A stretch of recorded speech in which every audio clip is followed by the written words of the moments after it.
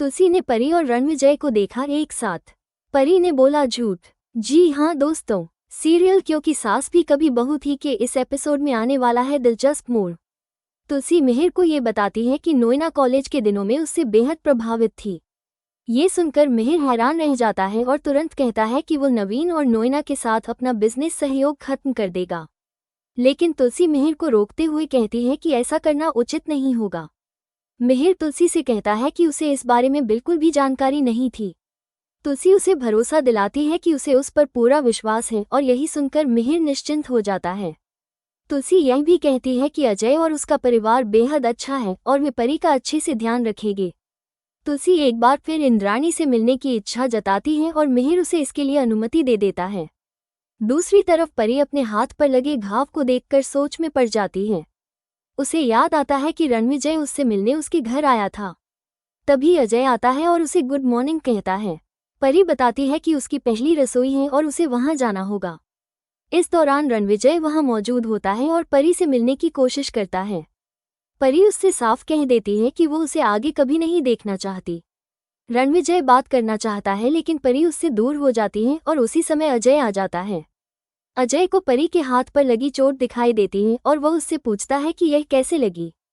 फिर वो परी के हाथों पर मरहम लगाने लगता है ताकि उसका दर्द कम हो सके। घर के दूसरे हिस्से में मिहिर सबके साथ नाश्ता करता है, लेकिन ऋतिक और वागद अब भी सो रहे होते हैं। तुलसी उन्हें नाश्ते के लिए उठाती है और मिहिर उन्हें सुबह 7 बजे समय पर आने की हिदायत देता है। दोनों फिर भी आलस दिखाते हैं। मिहिर उनसे कहता है कि बल्ब भाई की बात हमेशा माननी चाहिए। वो अंगद को ये जिम्मेदारी भी सौंपता है कि नए उम्मीदवारों का चयन वही करे। जैसे ही सुबह के 7 बजते हैं, ऋतिक अंगद को ऑफिस चलने के लिए कहता है, लेकिन अंगद का मन उदास है क्योंकि वो वृंदा से नाराज है। तुलसी इस समय वृंदा का पक्ष लेती है और उसे दही चीनी खिलाकर शुभकामनाएं देती है। ऋतिक अपना गिटार लेकर निकलता है और अंगद को भी साथ ले जाता है। इधर इंद्राणी जन्माष्टमी की पूजा की तैयारियों में व्यस्त हैं। तभी रणविजय परी को फोन करता है और मैसेज करने के लिए भावनाओं का सहारा लेकर उसे परेशान करने लगता है। परी मन ही मन असहज हो जाती है। तुलसी मिहिर को बताती है कि उसने नोएना को पूजा में आने का निमंत्रण दिया है। मिहिर तुलसी को ये भी याद दिलाता है कि उसे इंद्राणी को फोन करना है। दक्षा सोचती है कि नोएना के लिए एक साड़ी खरीदनी चाहिए।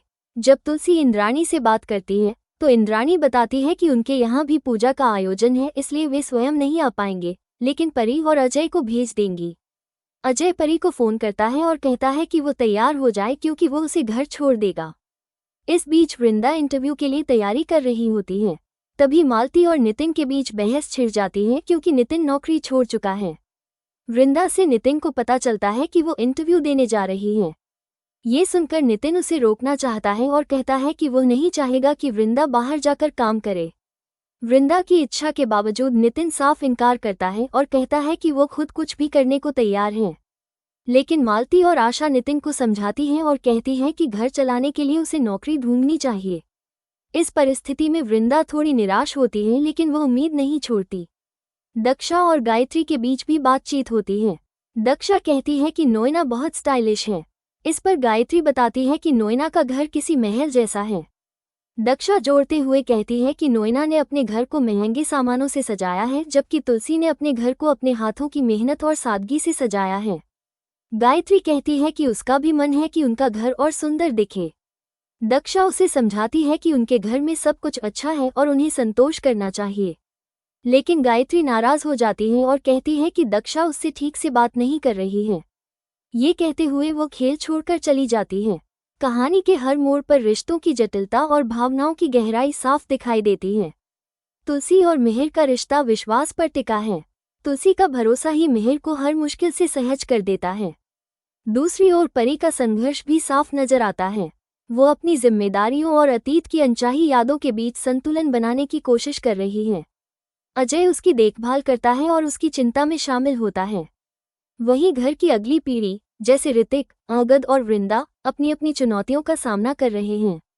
ऋतिक और अंगद की जिम्मेदारी की परीक्षा हो रही है, जबकि वृंदा अपने जीवन को संवारने के लिए कदम बढ़ाना चाहती है, लेकिन उसे परिवार की सोच और सीमाओं से लड़ना पड़ रहा है।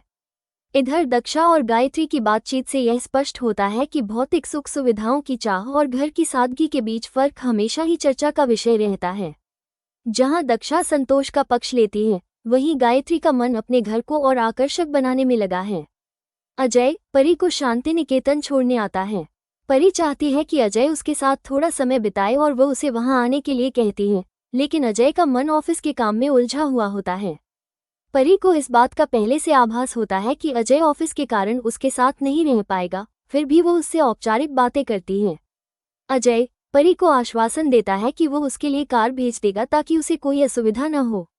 लेकिन परी अपने मन की बात मानकर शांति निकेतन जाने के बजाय ऑटो लेती है और रणविजय से मिलने निकल पड़ती है। उधर घर में दक्षा साड़ी चुनने में व्यस्त है। इसी बीच मिहिर भी तुलसी के लिए एक खास साड़ी चुनना चाहता है। नंदिनी उसके साथ होती है और मिहिर को साड़ी चुनने में मदद करती है। नंदिनी की मदद से मिहिर को एक सुंदर साड़ी पसंद आ जाती है। मिहिर तुलसी को वीडियो कॉल करके वो साड़ी दिखाता है। तुलसी साड़ी देखकर बहुत खुश हो जाती है और वो उसी रंग के कपड़े अपने लिए लेने का निश्चय करती है। मिहिर फिर अपनी पसंद की एक और साड़ी दिखाता है, जिस पर तुलसी उससे कहती है कि वो नोएना के लिए भी एक साड़ी खरीद ले। ये पल पूरे परिवार की आपसी समझ और अपनापन को दिखाता है। इसी बीच तुलसी उसी रेस्टोरेंट में पहुंच जाती है जहां परी रणविजय से मिलने आई होती है। परी रणविजय से साफ कहती है कि वो अब उससे नहीं मिलना चाहती क्योंकि बीते समय में उसने उसके मन को बहुत चोट पहुंचाई थी। तुलसी परी को रेस्टोरेंट में देख लेती है। दूसरी ओर रणविजय भी अपने दिल की बात रखने की कोशिश करता है। वो मानता है कि परिस्थितियां उसके पक्ष में नहीं रही हैं। वो परी से कहता है कि हालात के सामान्य होने का वो लंबे समय से इंतजार कर रहा था, लेकिन जब तक वो कदम उठा पाता तब तक उसे ये समाचार मिला कि परी की शादी तय हो चुकी है। रणविजय की बात सुनकर परी भावुक होती है, लेकिन वो दृढ़ता से जवाब देती है कि अब सब कुछ बहुत देर हो चुकी है। उसकी जिंदगी आगे बढ़ चुकी है और वो पुराने रिश्तों में उलझना नहीं चाहती। रणविजय बार बार परी से आग्रह करता है कि वो अपने फैसले पर पुनर्विचार करे, लेकिन परी उसे जाने के लिए कह देती है। जैसे ही वो रेस्टोरेंट से बाहर निकलती है, उसकी नज़र तुलसी पर पड़ती है। तुलसी सीधे परी के पास आती है और उससे पूछती है कि वो वहाँ क्या कर रही है। परी सहज बनने की कोशिश करती है और तुलसी को बताती है कि वो अजय के साथ आई थी। वो तुलसी से ये भी कहती है कि वो और अजय एक दूसरे के साथ समय बिताने की कोशिश कर रहे हैं और उनका रिश्ता मजबूत हो रहा है। तुलसी परी की हर बात पर विश्वास करती है और बड़े ही स्नेह से उससे पूछती है कि क्या वो इस रिश्ते में खुश हैं। परी मुस्कुराकर अपने मन की भावनाएं छिपा लेती है। तुलसी उसके चेहरे पर संतोष ढूंढने की कोशिश करती है। आने वाले एपिसोड में तुलसी वृंदा को नौकरी के लिए अपनी कंपनी भेजती है।